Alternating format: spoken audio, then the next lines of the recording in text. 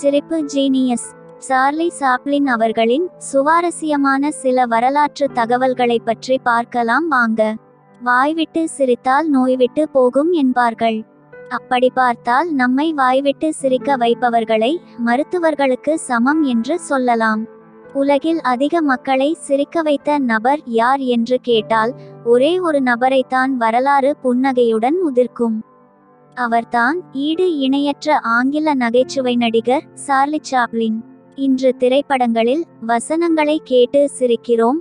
ஆனால் ஊமை படங்கள் மட்டுமே வெளிவந்த ஒரு காலகட்டத்தில் மொழியின் துணையின்றி வசனம் எதுவும் பேசாமல் தன் உடல் அசைவுகளாலே ரசிகர்களை வயிறு குலுங்க சிரிக்க வைத்தவர்தான் சார்லி சாப்ளின்.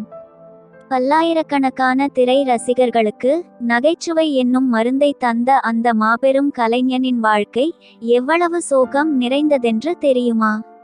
சோகத்திலும் சிரித்த அந்த உன்னத கலைஞனின் கதையை பகிர்வதில் பெருமை கொள்கிறோம். 1889ஆம் ஆண்டு ஏப்ரல் 16ஆம் தேதி லண்டனில் பிறந்தார் சார்லஸ் ஸ்பென்சர் சாப்ளின். அவரது பெற்றோர்கள் மேடை இசை கலைஞர்கள். மிகவும் ஏழ்மையான நிலையில் இருந்தவர்கள். மேடை கச்சேரிகளில் சம்பாதிக்கும் பணத்தையெல்லாம் மது குடித்தே தீர்த்தார் அவரது தந்தை.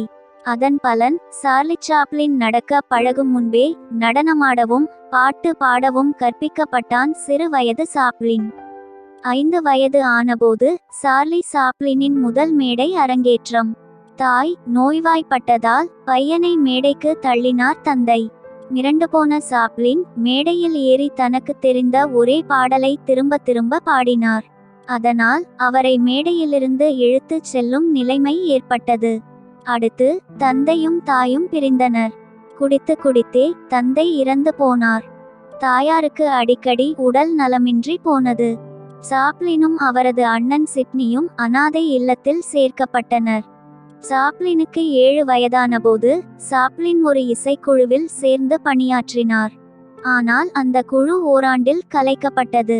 அண்ணன் சிட்னி கப்பலில் வேலை பார்க்க சென்றுவிட்டதால் சில ஆண்டுகளை தனிமையில் கழித்தார் சாப்ளின்.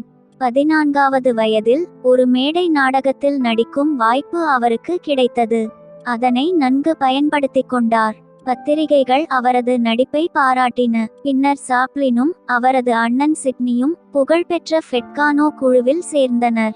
அந்த குழு அமெரிக்காவுக்கு சென்று மேடை நாடகங்களை நடத்தியது. அதில் நடித்த சாப்ளின் பெயர் திரையுலகத்தின் கவனத்தை ஈர்த்தது. 1913ஆம் ஆண்டு அவரது 24வது வயதில் கீஸ்டோன் பிலிம் ஸ்டுடியோ என்ற அமெரிக்க திரைப்பட நிறுவனம் சாப்ளினுக்கு ஒரு நல்ல வாய்ப்பை வழங்கியது. சாப்ளின் அமெரிக்காவுக்கு குடிபெயர்ந்தார். மேக்கிங் எ லிவிங் என்ற தனது முதல் திரைப்படத்தில் ஒரு கருப்பு கோட்டும் பெரிய தொப்பியும் நீர்யானை மீசையும் கண்ணாடியும் அணிந்து நடித்தார். இந்நாளில் அதுவே சாப்ளினின் அடையாளமானது. தனது 25வது வயதிலேயே 20 மினிட்ஸ் ஆஃப் லவ் என்ற முதல் படத்தை இயக்கினார் சாப்ளின்.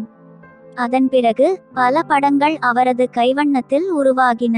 தனது எல்லா படங்களிலும் எல்லோரையும் சிரிக்க வைத்த சாப்ளினின் திருமண வாழ்வில் கசப்புக்கு மேல் கசப்பு ஏற்பட்டது. 1918ஆம் ஆண்டு 16 வயது நடிகை மேன்ரோ ஹெரிஸை காதலித்து மணந்து கொண்டார். அடுத்த ஆண்டு அவர்களுக்கு பிறந்த குழந்தை 3 நாட்களில் இறந்து போனது. பின்னர் இருவரும் விவாகரத்து செய்து கொண்டனர். 1924ஆம் ஆண்டு மீண்டும் ஒரு நடிகையை 2வது முறையாக திருமணம் செய்து கொண்டார். 2 குழந்தைகள் பிறந்தாலும் அந்த திருமணம் 3 ஆண்டுகள் தான் நீடித்தது. அதன் பின்னர் பாலக் கடாட் என்ற நடிகையை மணந்து கொண்டு அவரையும் விவாகரத்து செய்தார். இறுதியாக உனாவுனில் என்ற பெண்ணை மணந்து கொண்ட பின்னர்தான் 7 பிள்ளைகளை பெற்று மகிழ்ச்சியாக வாழ்ந்தார் சாப்ளின். சார்லி சாப்ளினின் முதல் முழு நீள திரைப்படமான தி கிட் என்ற திரைப்படம் 1921ஆம் ஆண்டு வெளிவந்தது. தனது ஆரம்பகால வாழ்க்கையை அதில் சித்தரித்திருந்தார். அதனால் அந்த திரைப்படம் மிகப்பெரிய வெற்றி பெற்று சார்லி சாப்ளினுக்கு பெரும் புகழை சேர்த்தது. 1925ஆம் ஆண்டு தி கோல்ட் ரஷ் என்ற அவரது படம் வெளியாகி சாப்ளினின் புகழை புதிய உச்சத்துக்கு கொண்டு சென்றது. அந்த படத்தின் மூலம்தான் நான் நினைவு கூறப்பட விரும்புகிறேன் என்று அவரே ஒரு முறை கூறியிருக்கிறார். அதன் பிறகு பல புகழ்பெற்ற படங்களை தந்தார் சாப்ளின். பல ஆண்டுகள் அமெரிக்காவில் இருந்தும் அவர் பிரிட்டிஷ் குடியுரிமையை விட்டுக் கொடுக்கவில்லை. மேலும் அவர் கம்யூனிஸ்டுகளை ஆதரிப்பவர் என்ற சந்தேகம் அமெரிக்காவில் நிலவியது. அந்த சந்தேகம் அவரது வாழ்க்கையை திசை திருப்பியது. 1951ஆம் ஆண்டு தி லைம்லைட் என்ற புகழ்பெற்ற படத்தை தந்த சாப்ளின் அந்த படம் வெளியான பிறகு தனது மனைவி பிள்ளைகளுடன் விடுமுறைக்காக இங்கிலாந்து சென்றார். அந்த சந்தர்ப்பத்தை பயன்படுத்தி சாப்ளின் இனி மீண்டும் அமெரிக்காவுக்குள் நுழைய முடியாதென்று அறிவித்தது அமெரிக்க அரசாங்கம். Los Angeles walk of fame என்ற நட்சத்திர பட்டியலில் இருந்து சாப்ளினின் பெயர் நீக்கப்பட்டது. ஆனால் மனம் தளராத சாப்ளின் சுவிட்சர்லாந்தில் குடியேறி தொடர்ந்து படம் செய்ய ஆரம்பித்தார். 1964ஆம் ஆண்டு தனது சுயசரிதையை வெளியிட்டார். 1967ஆம் ஆண்டு அவர் இயக்கிய கடைசி படம் வெளிவந்தது. 1972ஆம் ஆண்டு ஓர் அதிசயம் நிகழ்ந்தது. திரைத்துறையில் பல உன்னத படைப்புகளை தந்தவர் என்பதையும் மறந்து எந்த தேசம் அவரை தனது எல்லைக்குள் மீண்டும் நுழையக்கூடாது என்று கட்டளையிட்டதோ அதே அமெரிக்கா 20 ஆண்டுகள் கழித்து சார்லி சாப்ளினை மீண்டும் திறந்த கைகளுடன் வரவேற்றது. அதே ஆண்டில் அவருக்கு அமெரிக்காவில் அகாடமி விருது வழங்கும் விழாவில் வாழ்நாள் சாதனையாளர் விருது வழங்கி கௌரவிக்கப்பட்டது.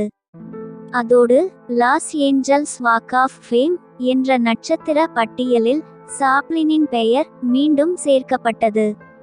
1974ஆம் ஆண்டு தனது 2வது புத்தகத்தை வெளியிட்டார் சாப்ளின். அதற்கு அடுத்த ஆண்டு அவருக்கு சர் பட்டம் வழங்கி கௌரவித்தார் எலிசபெத் ராணியார். 1977ஆம் ஆண்டு கிறிஸ்மஸ் தினத்தன்று தனது 88வது வயதில் காலமானார் சார்லி சாப்ளின். அதுவரை சார்லி சாப்ளினை பார்த்து சிரிக்க மட்டுமே கற்றுக்கொண்டிருந்த இந்த உலகம் அன்று அவரை பார்த்து முதன்முறையாக அழுதது. உண்மையாக சிரிக்க வேண்டுமென்றால் உங்கள் வலியை வைத்துக்கொண்டு நீங்கள் விளையாட வேண்டும். வலிக்கு உண்மையான நிவாரணமும் சரியான ஊட்ட மருந்தும் சிரிப்புதான் என்று கூறுகிறார் சார்லி சாப்ளின். அதை கூறியது மட்டுமல்ல, அதனை வாழ்ந்தும் காட்டியுள்ளார். இன்று வாய்விட்டு சிரிக்க நினைக்கும் மில்லியன் கணக்கானோர் சார்லி சாப்ளினின் பழைய படங்களை பார்க்கின்றனர். இது ஒன்றே அந்த மாபெரும் கலைஞன் இந்த உலகிற்கு விட்டு சென்றிருக்கும் மாபெரும் சொத்தாகும் என்பது குறிப்பிடத்தக்கது. ஓகே ஃப்ரெண்ட்ஸ், இந்த ஒரு சுவாரஸ்யமான தகவலை பற்றி நீங்கள் என்ன நினைக்கிறீர்கள் என்ற உங்களுடைய கருத்துக்களை மறக்காம கமெண்ட்ல பதிவிடுங்க. அதோடு ஒரு லைக் போட்டு சப்ஸ்கிரைப் பண்ணி சப்போர்ட் பண்ணுங்க. நன்றி, வணக்கம். வாழ்க தமிழ்.